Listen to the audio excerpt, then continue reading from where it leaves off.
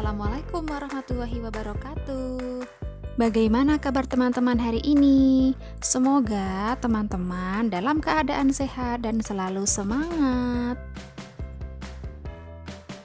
Kali ini kita akan melanjutkan pembelajaran kita, yaitu tema 5, subtema 2, dan subtema 3.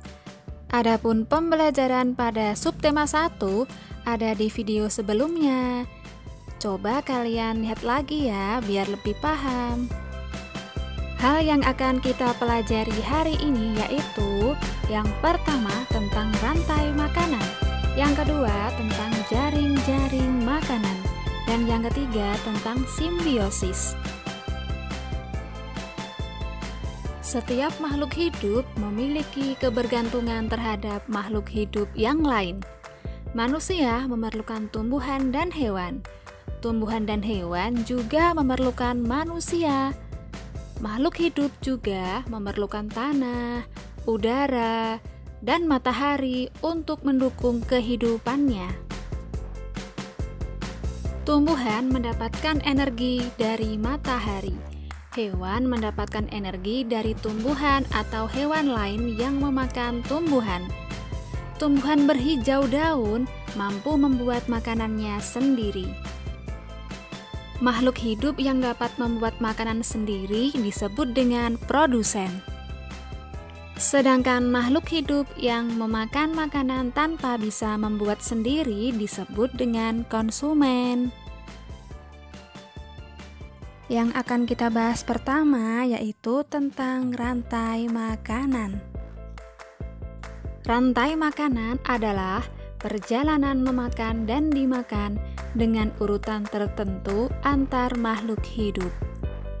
Coba perhatikan gambar berikut ya. Padi dimakan tikus, tikus dimakan oleh ular, ular dimakan oleh burung elang. Burung elang mati, bangkainya akan diuraikan oleh jamur dan bakteri. Hasil penguraian ini yang akan menjadi sumber makanan bagi padi atau tumbuhan yang lain. Coba perhatikan gambar berikut ini. Perhatikan urutan nomornya ya. Nomor 1. Tumbuhan memproduksi makanannya sendiri melalui proses fotosintesis. Jenis makanan yang diproduksi oleh tumbuhan berupa gula. Oleh tumbuhan, makanan dapat disimpan dalam bentuk biji, batang, buah, dan akar. Nomor 2. Konsumen tingkat pertama merupakan hewan herbivor atau pemakan tumbuhan. Makanan yang dimakan hewan tersebut akan diubah ke dalam bentuk energi untuk melakukan aktivitas dan bereproduksi. Contoh konsumen tingkat 1 adalah tikus. Nomor 3. Konsumen tingkat 2 merupakan hewan karnivor yang akan memakan konsumen tingkat 1. Jadi, konsumen tingkat 1 merupakan sumber energi bagi konsumen tingkat 2 agar dapat bertahan hidup. Contoh konsumen tingkat 2 adalah ular. Nomor 4. Konsumen tingkat 3 memakan konsumen tingkat 2. Contoh konsumen tingkat 3 adalah burung elang. Nomor 5. Pada saat konsumen tingkat 3 mati, tubuhnya akan membusuk. Pada proses pembusukan, tubuhnya akan diurai oleh mikroorganisme seperti bakteri dan jamur. Hasil penguraian ini kemudian akan diubah oleh mikroorganisme dalam tanah untuk menjadi sumber makanan bagi tumbuhan seperti rumput. Peristiwa rantai makanan tadi dapat kita sederhanakan dalam bagan berikut ini. Dalam sebuah rantai makanan terdapat produsen, konsumen tingkat 1, konsumen tingkat 2, dan juga pengurai. Produsen dimakan oleh konsumen 1. Konsumen 1 dimakan oleh konsumen 2. Konsumen 2 mati kemudian membusuk, akan diuraikan oleh pengurai. Hasil penguraiannya tadi sebagai pupuk bagi produsen.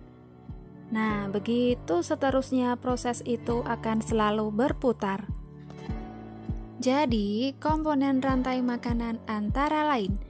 Yang pertama produsen dan yang kedua yaitu konsumen. Konsumen dapat dibedakan menjadi beberapa bagian. Ada konsumen tingkat 1, konsumen tingkat 2, konsumen tingkat 3 dan seterusnya ditambah dengan pengurai. Sekarang coba perhatikan lingkungan sekitarmu ya. Buatlah sebuah contoh rantai makanan. Tulis di buku tulismu.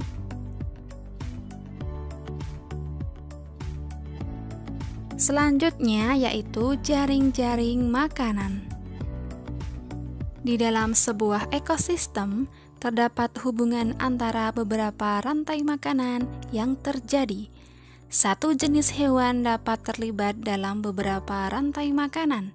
Demikian juga dengan produsen. Kumpulan dari beberapa rantai makanan di dalam sebuah ekosistem disebut dengan jaring-jaring makanan. Di dalam jaring-jaring makanan, jumlah hewan yang terlibat makin banyak dan energi yang mengalir juga makin kompleks. Pada jaring-jaring makanan, dimungkinkan terjadi persaingan antar makhluk hidup, baik di dalam rantai makanan maupun di dalam jaring-jaring makanan. Setiap komponen yang ada dalam jaring-jaring makanan saling mempengaruhi satu dengan yang lain. Berikutnya yaitu simbiosis. Saling kebergantungan makhluk hidup melalui rantai makanan. Banyak makhluk hidup lain yang berhubungan dengan cara yang khas. Hubungan dua makhluk hidup yang berbeda dan sangat erat kaitannya disebut dengan simbiosis. Simbiosis dibedakan menjadi 3. Yang pertama, simbiosis mutualisme. Yang kedua, simbiosis komensalisme. Dan yang ketiga, simbiosis parasitisme. Simbiosis mutualisme. Simbiosis mutualisme adalah hubungan antara dua makhluk hidup yang saling menguntungkan. Contohnya, kerbau dan burung jalak. Kerbau mendapatkan keuntungan karena kutunya berkurang, sedangkan burung jalak mendapatkan makanan. Yang kedua adalah simbiosis komensalisme. Simbiosis komensalisme adalah hubungan antara dua makhluk hidup. Dalam hal ini, makhluk hidup yang satu mendapatkan keuntungan, sedangkan makhluk hidup yang lainnya tidak dirugikan. Contohnya, hubungan antara tumbuhan anggrek dan pohon yang ditumpanginya. Tumbuhan anggrek mendapatkan keuntungan karena dapat menumpang hidup pada pohon, dan selama menumpang tersebut, anggrek tidak merugikan pohon. Yang ketiga adalah simbiosis parasitisme. Simbiosis parasitisme adalah hubungan antara dua makhluk hidup. Dalam hal ini, makhluk hidup yang satu mendapatkan keuntungan, sedangkan makhluk hidup yang lain mendapatkan kerugian. Contohnya, hubungan antara pohon mangga dan benalu.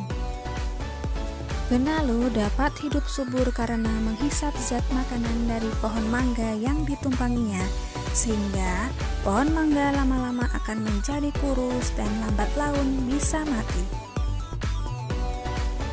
Dapatkah kalian menyebutkan contoh lain dari masing-masing simbiosis? Coba tulis jawabanmu di buku tulis ya. Agar semakin paham, coba kalian buat peta pemikiran berdasarkan video ini ya.